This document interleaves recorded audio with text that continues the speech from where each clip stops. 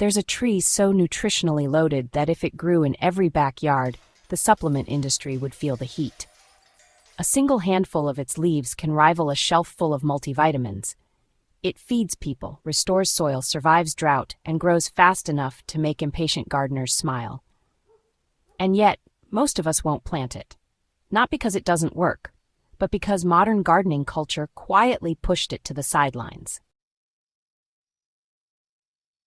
Meet the tree that does too much, Moringa.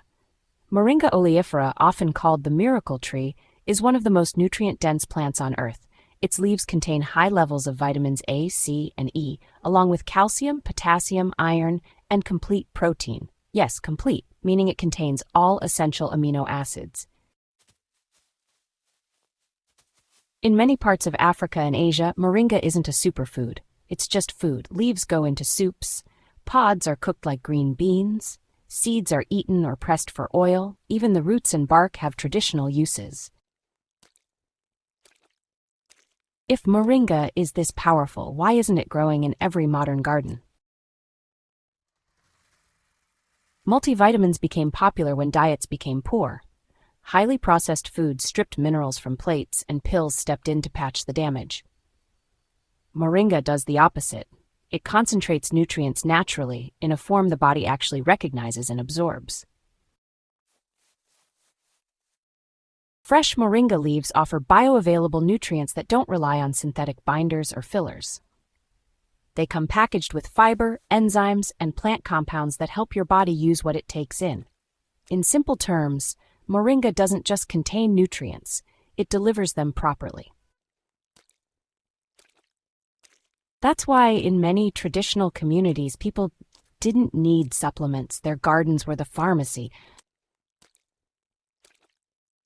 So, moringa doesn't really fit the modern gardening narrative. It isn't exactly pretty in the ornamental sense. It doesn't show off flashy flowers for long, and honestly, it just doesn't fit neatly into raised beds or those Instagram-perfect layouts.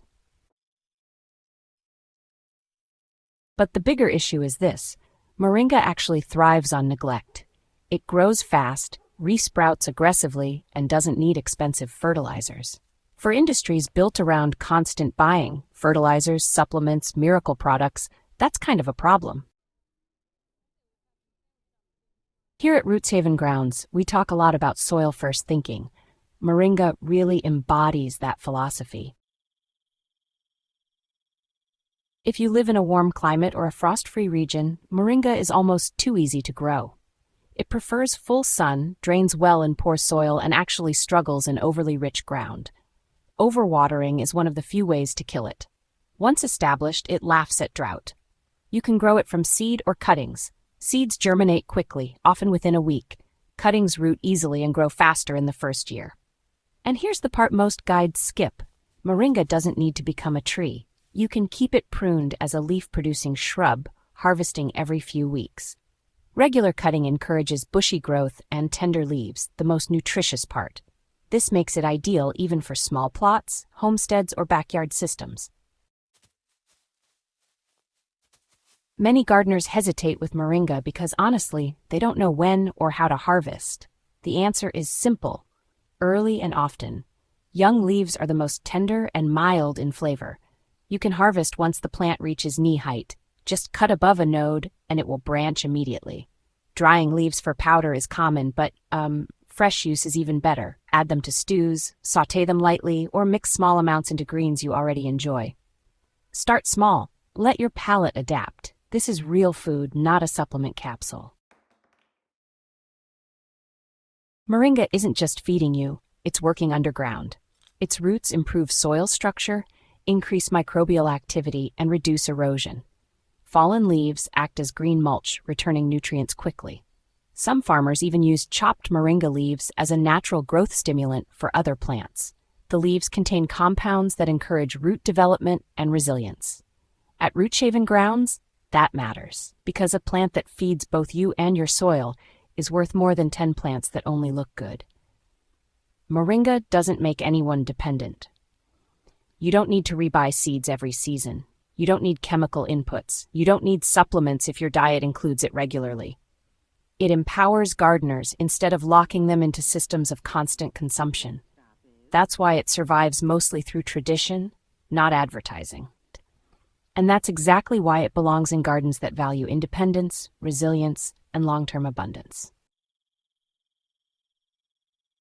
Moringa doesn't make anyone dependent. You don't need to rebuy seeds every season.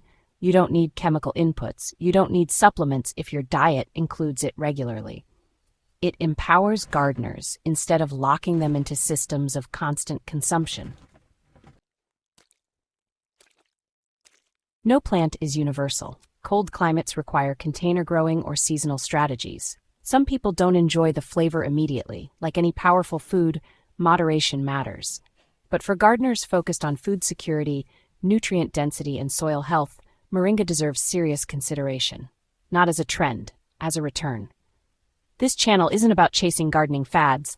It's about uncovering what works, what lasts, and what quietly fed generations before us. Moringa reminds us that the most powerful tools are often the least marketed, that real nutrition grows from the ground up, and that sometimes the best thing you can plant is the thing nobody's trying to sell you. If you're serious about building a garden that feeds your body and your soil, this is one tree worth reconsidering. Let's grow forward together. If this article gave you a new perspective, don't keep it to yourself. Share it with a fellow gardener who's tired of buying solutions instead of growing them. Subscribe to Rootshaven Grounds for more deep-rooted gardening knowledge and help bring back the plants and the wisdom that actually sustain us. Your soil will thank you.